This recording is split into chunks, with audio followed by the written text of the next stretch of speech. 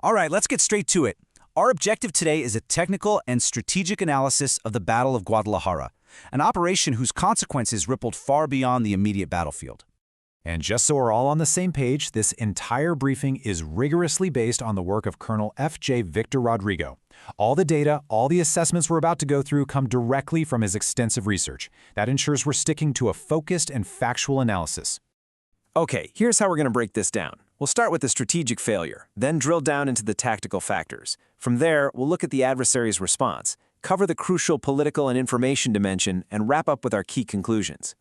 Right, kicking things off with the big picture, the strategic failure. And I want to be clear, this wasn't just some failed attack. It was an event that fundamentally altered the very nature of the entire war. You can really see the outcome take shape when you look at the strategic picture. The inability to encircle Madrid, right there in the center, it completely forced the nationalist high command's hand. They had to throw out the whole idea of a quick, decisive war. And what happened? The entire strategic focus of the conflict pivots to the north. So what does that actually mean on the ground? Well, you get this cascade of consequences. First, the primary objective, taking Madrid, is definitively off the table. Second, the war shifts from these fast-moving columns to a grinding, protracted war of attrition, a total war. That, in turn, means a massive mobilization of new troops and resources is now required. And finally, as we saw, the main effort, the strategic priority, shifts decisively to the north. And this quote right here, it perfectly captures that shift in mindset at the very top. Ambassador Cantalupo's observation nails it. The leadership knew the dream of a short war was dead. From that point on, caution and preparing for a long, drawn-out conflict became the new strategic reality. All right, so we've covered the strategy. Now let's zoom into the tactical level and examine the specific shortfalls in doctrine and execution that led to this operational failure. The initial plan from the Italian Corpo Truppe Volontaria, or C.T.V., was incredibly ambitious. You're looking at a massive motorized punch right down the N2 highway axis. The whole concept was to leverage speed and overwhelming force to get a rapid breakthrough and drive on Guadalajara. Now, the whole idea behind this was a doctrine they called guerra celere, literally fast war. Think of it as a classic blitzkrieg concept. But here's the thing. It's a doctrine that absolutely depends on a perfect storm of conditions. You need surprise, you need speed, you need good terrain, good weather, and you need clear superiority. If you're missing any of those key ingredients, the whole thing falls apart. And at Guadalajara, well, pretty much all of those critical conditions were missing. We see a comprehensive breakdown across the board. The troops were poorly trained, the commanders were inexperienced, and they systematically underestimated their opponent. They completely ignored adverse weather forecasts. On top of that, the road network just couldn't support a motorized maneuver, and their use of artillery and air defense was just critically flawed. You know, it's almost as if the Soviet advisor on the other side, Rodion Malinovsky, was writing the C.T.V's after-action report for them. He absolutely nailed their fundamental error. Their entire operation was built on assumptions about their own strength and the enemy's weakness. And in war, that is a fatal miscalculation. And all this leads us to the pivotal moment. The collapse at Brihuega. It really was a chain reaction of mistakes. First, they packed way too many forces into a tactically weak position. This basically created a perfect target for enemy aircraft and artillery, which of course caused panic and a disorderly retreat from the town. But here's the critical part. Bad information. Erroneous reports of this chaos got back to the C.T.V. headquarters. And what did they do? They ordered a general withdrawal, even though other parts of their front line were still holding. It was a complete failure of command and control. Okay, so we've seen one side's mistakes, but what about the other side of the equation?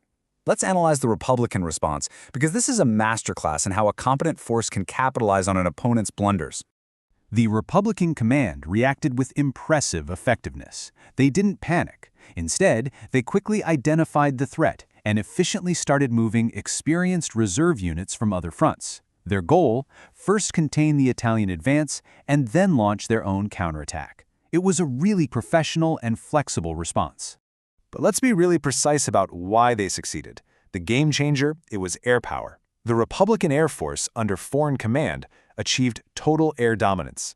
This, in turn, allowed their artillery, especially the guns of Cipriano Mera's 14th Division, to be so incredibly effective at Brihuega. Now, what's fascinating is that their actual ground counterattack was largely a failure. It was stopped cold by the Italian defenses.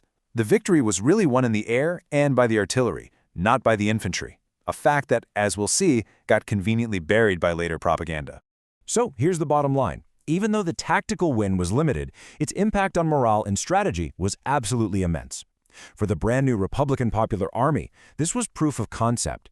It proved that their organization could not only stand up to, but actually defeat what was supposed to be a superior, modern military force. That brings us to our fourth point, the information war. Guadalajara became just as much a battle of narratives as it was a battle of troops and tanks. It was a battle for the story. And this table is a perfect example of that propaganda war in action. Just look at the numbers being reported for casualties and captured equipment. They're wildly different. You can see how each side is crafting the data to fit their own narrative. The C.T.V. downplays its losses while inflating enemy captures. The Republicans, on the other hand, shine a spotlight on the number of Italian prisoners taken. The data itself became a weapon in the fight. And the Republican propaganda machine was, frankly, brilliant.